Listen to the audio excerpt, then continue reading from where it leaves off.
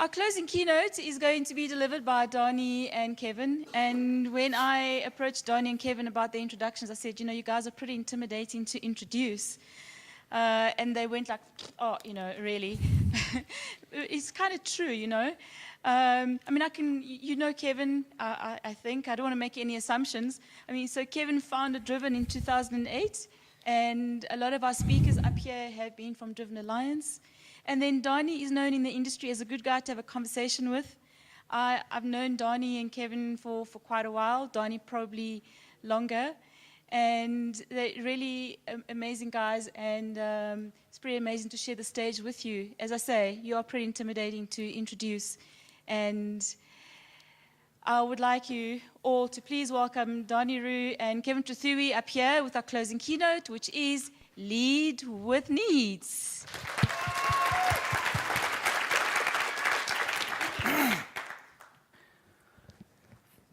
So,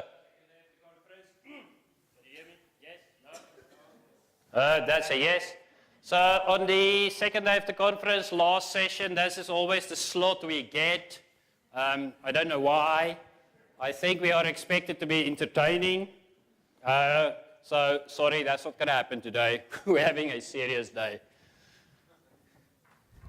Then this is seriously broken right now. Seriously broken right now. We're back. We're back, right. So the real reason that we submitted this talk is that we synthesized this model called the SPINE model. Some of you may have come across it. And it starts with needs. And really that's core to the model, is this idea that you should let needs be your departure point and the point you always go back to when you're making sense of an environment. It's no use starting at practices and tools. You should have the right tools, but in order to know that, you need to go up to practices. In order to know what's right there, up and so on and towards needs. But we have a very specific definition of needs and never really had a lot of time to unpack it. So we thought, let's submit a talk that's specifically around needs. And so this talk is then that. It relates to the SPINE model, but it's more focusing on what we say when we talk about needs. Fair enough? So Jacques pointed out that it's the 15-year anniversary of this manifesto. The Agile Manifesto is more or less the reason why all of us are here, and it's quite a powerful one. It is 4 statements opposing or over other statements, and the one we're quite interested in today is that 4th one, responding to change over following a plan. And this is what we think about responding to change. The best advice we can give you when it comes to responding to change, in our experience? Yes. Stop it.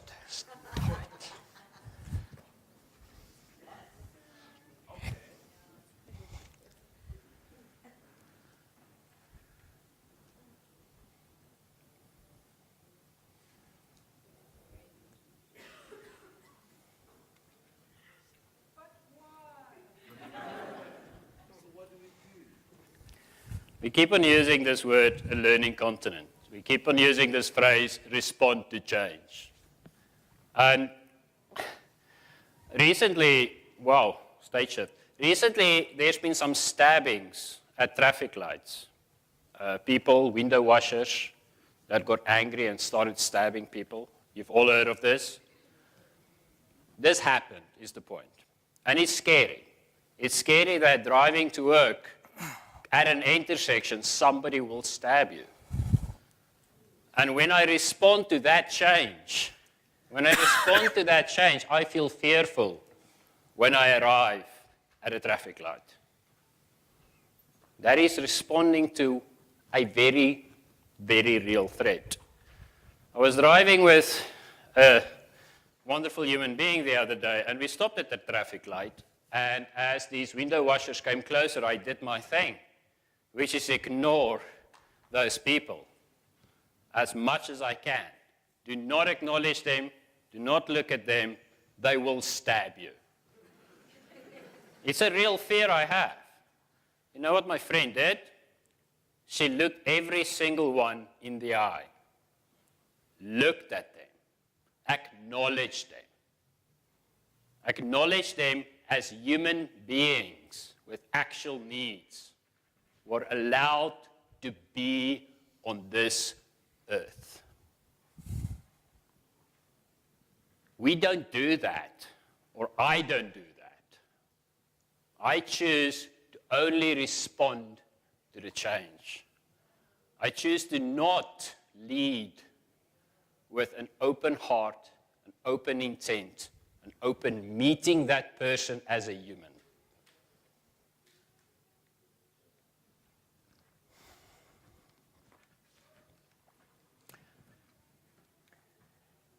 So to turn this story, thanks Danie, into an abstract model.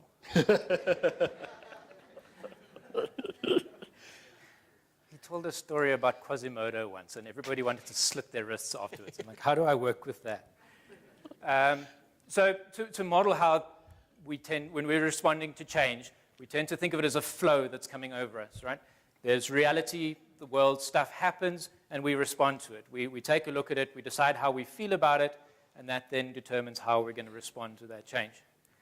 And so that's something that continually passes over us, and that's what Agile is, right? It's responding to change. Take a look at the reality, decide how you feel about it, forget the plan because the plan's not useful anymore, reality has changed, and then we have a response. And that's a standard way I think a lot of people model responding to change. An important one about the previous slide is it is about change happening to us. We model that this change happens to us. It is something we cannot control. It's something that is the locus of control is it's happening to us, right? So, feedback loops. What is a feedback loop? Anybody have a clean, quick answer? I'm setting you up, so don't answer me. A feedback loop typically is something that we see feeding back. You want to go there, Josh? Really? Go there. Extra input to the system. It is an extra input to the system. You could not have set yourself up better. So that is a curious thing, right? Because it's an extra input to the system. It's an extra feeding back, something that feeds back into me. Now, if that was true, it means that there are a gazillion billion feedback loops right now in this moment. You cannot observe all the feedback loops. So when you say you're adding a feedback loop, you're adding an input back to the system, that has to be a lie. Because you are choosing the inputs into the system. You are choosing the feedback loops that you are allowing into your life. So what's that first step? Well, so the key point that I want to make at this point is, clicker work? There. So there is a feedback loop, and if we're responding to change, we tend to see that loop coming back, and we're responding to it. But it's a loop, which means there's something that went out before that came back. And a lot of this talk is focusing not on what's coming back from the feedback loop, but what are we actually putting out. All right, makes sense. So let's unpack it a little bit. Reality, that's what we said earlier. Reality plus feelings equals responding to change. What do we mean when we mean reality, when we talk about reality? So, reality, right? 1,000 million feedback loops in this moment. You have to choose. Right now, there is that thing making a noise that's irritating me. Right now, that person is moving. Right now, you just looked up. All of this is happening. I can't choose to see all of that. I have to let some of that go. I have to select some of reality right now and then call that reality. What informs my choice of choosing that reality? It is the set of assumptions and beliefs that I have in process right now. It's stopping at the traffic lights and knowing or believing that I will be stabbed. That lets me choose that reality. And then that's what we call reality. Now, this is not new. The ladder of inference, I think it was in blanking. Somebody will help me now. This is since the 80s. And this is important, people. Whenever you think you know what's going on, it's a lie. reality is never what you're experiencing. And then by definition, everybody's got a different reality. Yes. But, okay, so reality, we're not talking about that reality, we're talking about that reality. What about feelings? Feelings are ours, right? No.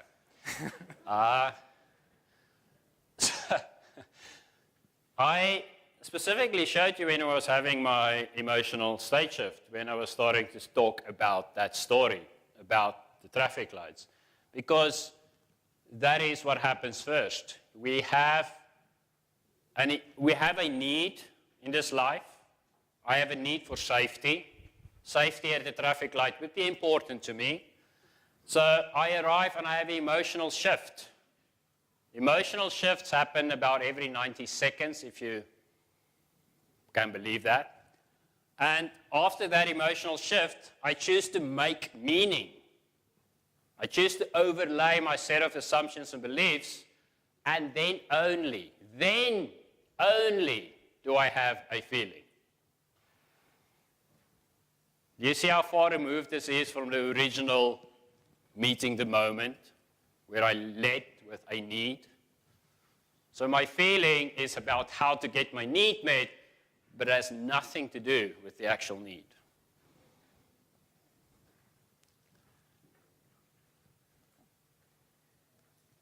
So to put this together, it's actually interpreted reality that we've filtered from reality, plus the feelings which we've chosen to have through a meaning-making process of our emotions and our needs that combine to drive feedback loops. Those things are what forms the things we put out that determine what comes back, that gives us an opportunity to respond to change. Makes sense? So if we are trying to meet reality as closely as we can, in that model, what do we need to lead with? It's right there. Needs. Right? So this is a need. This is a need? No, it's not a need. So, what needs do humans have? Acceptance. And food is not a need. Wi-Fi. I agree with Wi-Fi. Wi-Fi is a need. I will allow for that. Wi-Fi is a need. What does Wi-Fi give you? Connection. There it is. Consideration. I'm not so sure about that. I'm inconsiderate. Shelter is a need, yes. Love. Love is a need. So when you haven't pre-framed this and having people like Joe in the front. Catch the ball. An example that you might come up with in a corporate setting is money. I need money. Now, that is a strategy to meet a need, not a need in itself. And so if you want to get to the need, you need to ask, well, if you had money, what would you have then? Okay, well, I'd have a fancy car. Okay, great. Then if you had a fancy car, what would you have then? And going through this process several times, you can start to get to an approximation of the need. But even saying safety and acceptance, those are just labels. You can't draw a box around a need and say, that is my need. This sort of stuff happens, if you were in Theo's session earlier, beneath the levels of language and logic. So we can find an approximation of it and we can give it a label, but it's only going to be a hypothesis. And so we can experiment and say, if I did that, did it meet that thing? Is that need being met right now? And so that's what we talk about when we talk about needs. It's that base human thing. And then at the level of the system, I don't think we need to go there right now. Not today.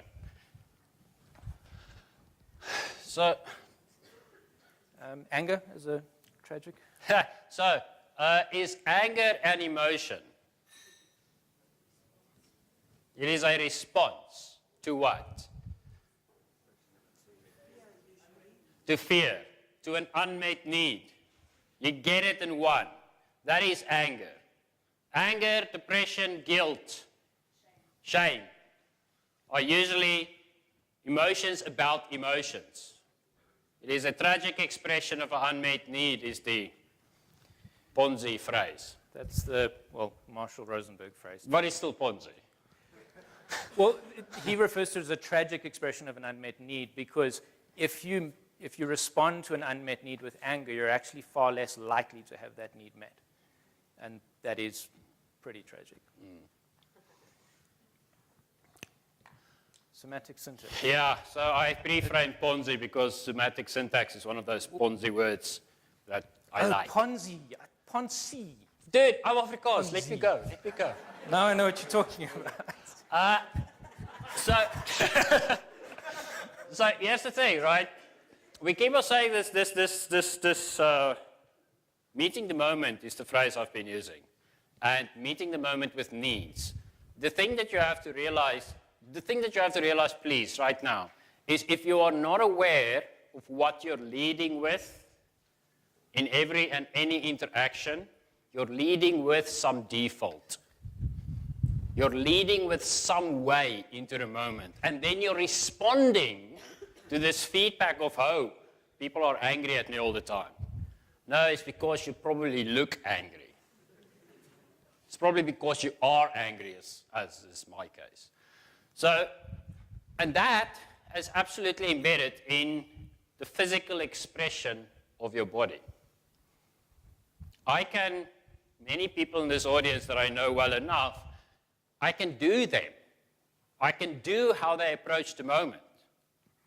I can do how they approach something they don't understand. Because it is expressed in how they do things. So you can see, I always use Aslam. So you can see Aslam in this, right? It's like, can we just, I don't understand, right? I have quizzical faces. And that's how you express yourself. And you can start to learn yourself through what you're doing when you're meeting the moment, when you are leading into something else. When you walk up to people and you have a certain way of doing that, you have a certain way of holding your hand, you have a certain way of holding your head, you have a certain way of holding your shoulders, that will shift depending on what you're meeting or what you're leading with. You are encoding your need in your body, in your somatic syntax. And allow me to point that out to you, please, when I next meet you. So knowledge is only rumor until it's in the muscle. So if you haven't expressed your need in your muscles, you don't know how to express your need just yet. And we're so good, our Agile people, we're so very good at these higher level, let's process all the process and let's interact all the interactions. We forget. It's even there in the manifesto. People and interactions. There are no people interactions. There are person interactions. Interaction happens between two people. Every interaction is only two people at all times. You are shifting your attention and then interacting with this person. But interactions are very small, they're very tiny, they're very now, they're very minuscule, they're expressed in the way that you do it, and that is where change happens. Nowhere else. Anything else is just codifying the small.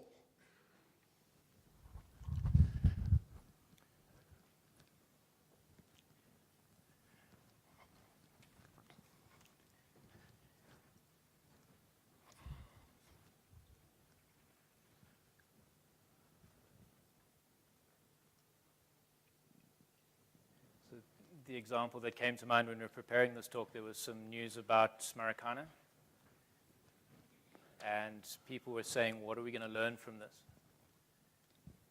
And how are we going to respond to what happened? And their response they were talking about is, how are we going to train the police better? How are we going to handle this situation when it happens again? And they were responding to change. And our argument is that we're not going to have a learning continent unless we go deeper than that.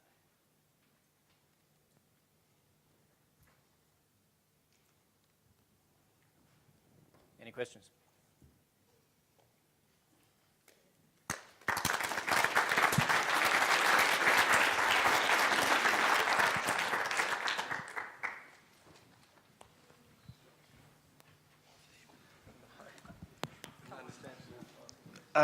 This is about the brain, isn't it? How did you know?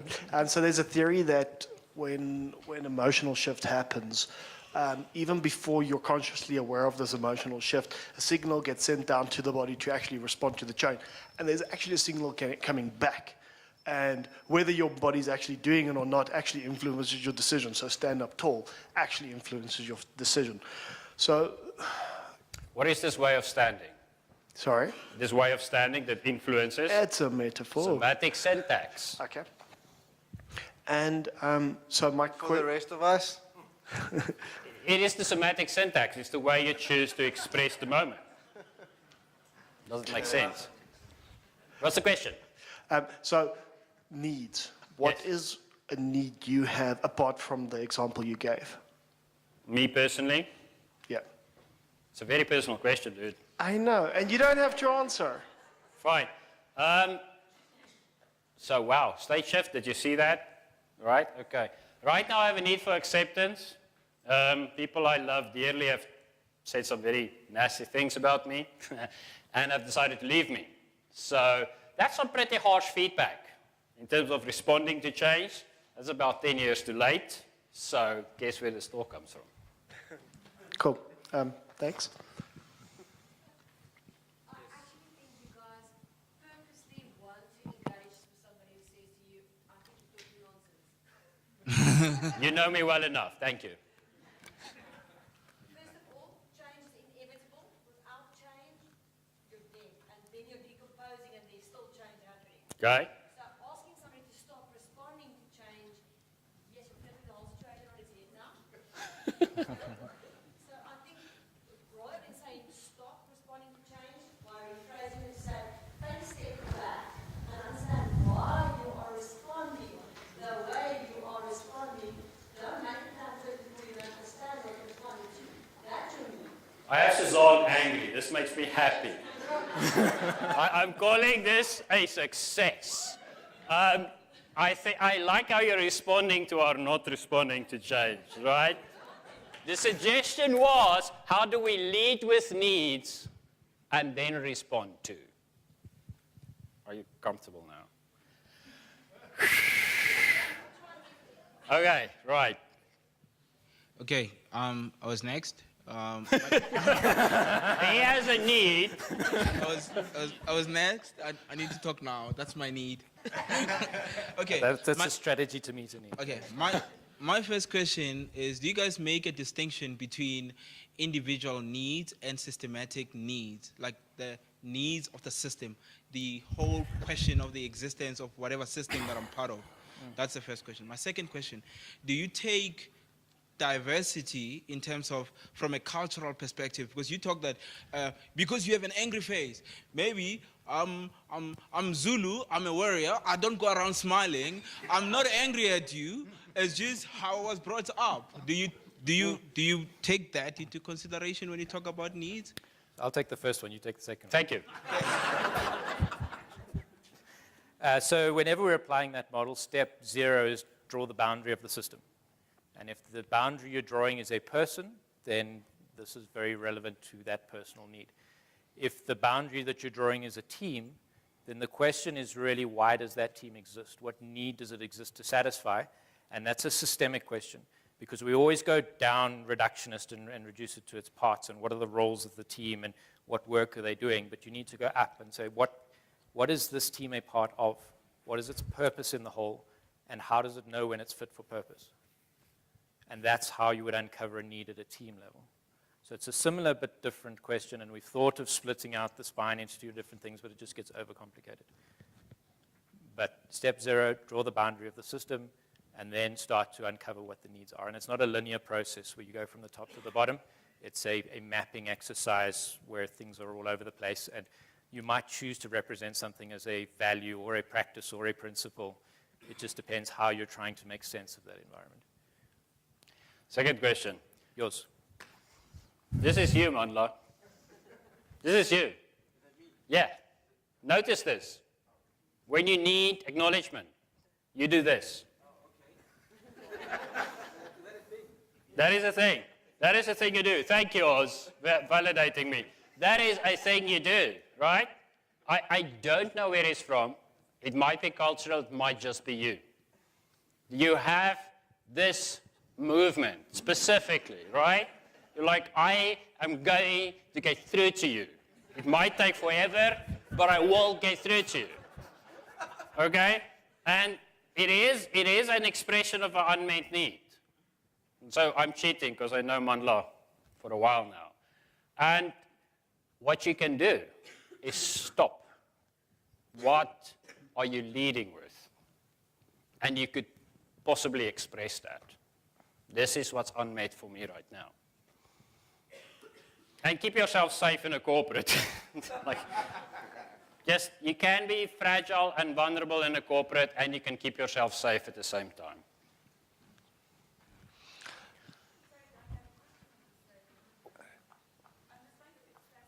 Can't hear a thing. Are we finishing now? Timekeeper. No, I just check it because it's half past, and I'm sort of a time person. There's a question there, and then there's Barry, and we'll cut it off at that. 2 more questions. So, in your talk, you spoke about reality and reality not existing, but rather being an accumulation of your own interpretation of your surroundings. And then you subsequently assert quite confidently that when he behaves a certain way, it's because he needs a certain thing. And yet that's your interpretation of your reality and his.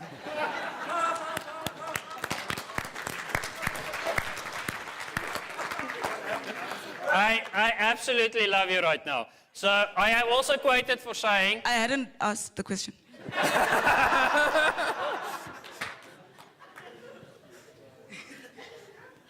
And so I think our point of departure for me starts to differ, because if it's a conversation about his need, then he can carry on asserting the way he asserts if his need, which I can't purport to know, but you are certain he has, is satisfied by that behavior.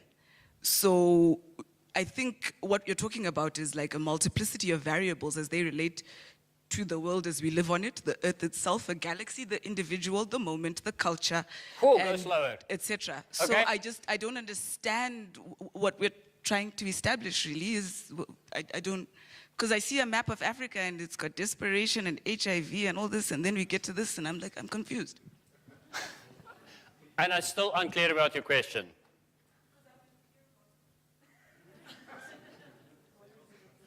So right now, what I understand is that you're quite confused. Is that true? Yes. How can I meet the need for you to be not confused? I don't understand what your need is as a response from us, because so he can do this. Let's presume, can I switch this on? Let's assume for a second that you're correct. And when he does that, it's because he has a need for acknowledgement. And then you go and you show all of us that when he does that, it's because he needs acknowledgement. Assuming that is true, it's actually not a problem as long as he's getting the acknowledgement that he does in fact want. And so response to change, like the lady who spoke formally, is inevitable. And there's the kinds of responses to change that are primal. For example, if you go to a doctor and they're checking your impulses and then they knock your knee and then your knee straightens out, that's a response to a change. The current state of my knee is it's resting, you knock it, and what it provokes is the change in the state of, muscles, bones, things shift, right? But that's primal. In fact, that's how they test you neurologically to check if you're okay, is because I'm not going to intercept that journey of change. I think what you guys are referring to is a situation of where are we being reactive, where certain interventions of the individual could allow them to be more self-aware, and your reactions become destructive. So what your own intent is based on your interpretation of reality is compromised by your... My word, no. Okay, so I completely missed the talk because that's why I'm confused. Because, so for me, I think it would matter him doing that if the outcome he's getting isn't what he desires. I don't actually know him, so I don't know if that's what's going on. But I don't think it's a good or a bad thing to do that. I just think it's a thing he does. So I think I need to clarify. I never said it's a bad thing, and I guessed his need as an example. And because, again, I cheat and I know him a bit better, and we've had conversations like that, I'm cheating because I know this person. So I think the point of the talk, I'm sad that you are confused. I'm also sort of excited because it's in confusion where learning happens. If I didn't confuse you, I don't think we could have gotten some new things. I say Hendrik being confused, which is also interesting. I'm not sure how to satisfy your need in this moment. Can we have a conversation afterwards? She says. I think you do. Say what? Sorry, I missed a joke. I think you need me to acknowledge. I don't have to. That might very well be true. Okay. Okay, can we have the final question for now? So you refer to the Socratic need as observing the muscles and like a drop in shoulders, Yes. and it's the muscles in your extremities in your body. What about the brain as a muscle? And is that considered? I can't see your brain. So you only observe what you can see. Somatic syntax is something that is observable in the way that you comport and move and decide to speak. Even the rhythm in which you speak has a lot to do with how you see the world. So it's from the work of Noam Chomsky, who's a linguist. And he says that a lot of the knowledge and stuff we have inside us, in order to communicate it, we have to abstract it and delete and change it because we can only communicate through words and body language. And so there's a certain amount of translation that happens between those. And the somatic syntax is an exploration of what that syntax is. How do we convert what's inside us into our body language and into the outside world? And what can you understand from a way a person does that? And so there are certain gestures which run across cultures, like emotions. And they've tested this with blind athletes. When they get a medal, they did a high-definition, high-speed camera. And the micro movements of the person's face, the blind person who's never been able to see, is exactly the same as a sighted person. So that some of the stuff is deeply inside us and is the knock-on-the-knee stuff, and other of it is learned. But the point is, if you really try and get in touch with what your needs are, that will start to be expressed through your body and through your language, and people will pick up that on that on a conscious and subconscious level, and you'll be more likely to have your need met if you do that. Than if you're going to be picked up as being unauthentic if you don't do that. So just to go to that last slide, if you want to know who this is based on, I'm not sure if Noam Chomsky is up there now. No, he's not. But Marshall Rosenberg, if you're interested in needs, nonviolent communications, very much about NVC. Russell Ackoff on the systemic thinking stuff. Robert Diltz did a lot of the conversion of Noam Chomsky's work through NLP into the somatic syntax stuff. Virginia Satir is the root of everything, so if you don't know her name, Please know her name. go there. That's it. That's it. Thank you. Thank you. Okay, Aslam wants to stop the game.